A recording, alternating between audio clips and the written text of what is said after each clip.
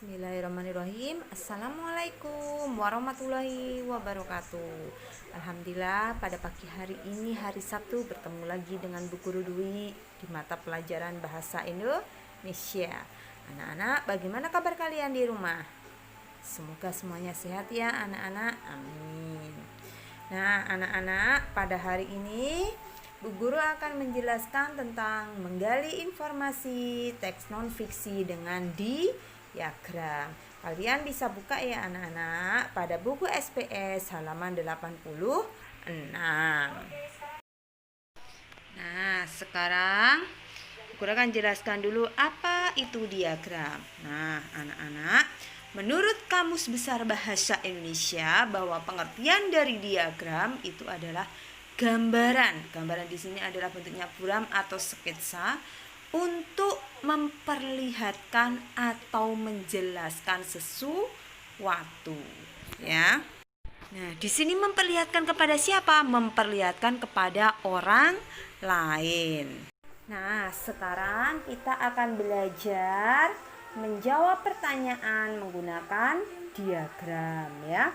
Nah, menjawab pertanyaan menggunakan diagram itu tidak berbeda dengan menjawab pertanyaan pada umumnya. Nah, apa sih tujuan menjawab pertanyaan menggunakan diagram? Nah, tujuannya adalah untuk memudahkan di dalam memahami seluruh informasi yang ada pada teks bacaan. Itu adalah tujuan menjawab pertanyaan menggunakan diagram.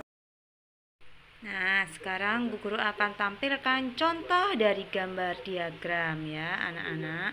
Nah, ini adalah contoh dari diagram yang berbentuk lingkaran ya.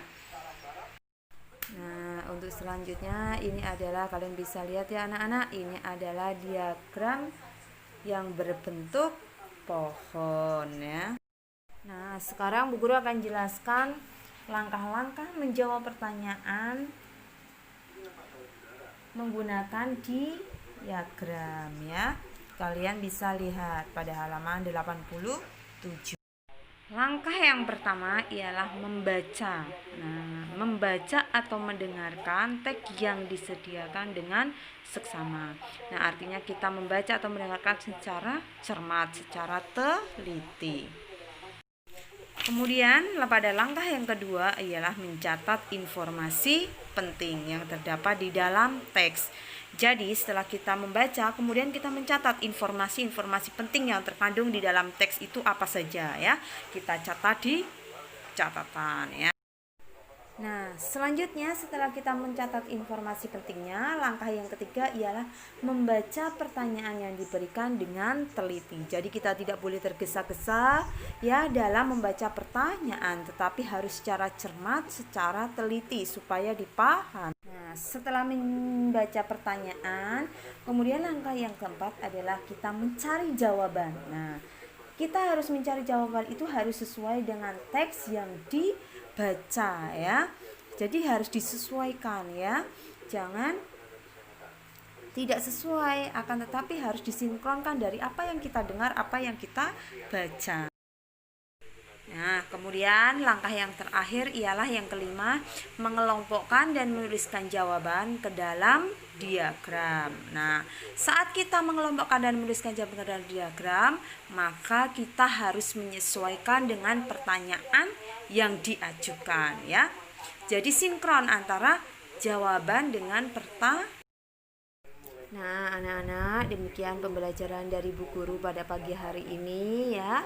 Nah, bagi anak-anak yang sudah mendengarkan penjelasan dari Bu Guru, jangan lupa absenkan diri kalian pada menu Google Classroom. Oke, sekian dari Bu Guru. Wassalamualaikum warahmatullahi wabarakatuh.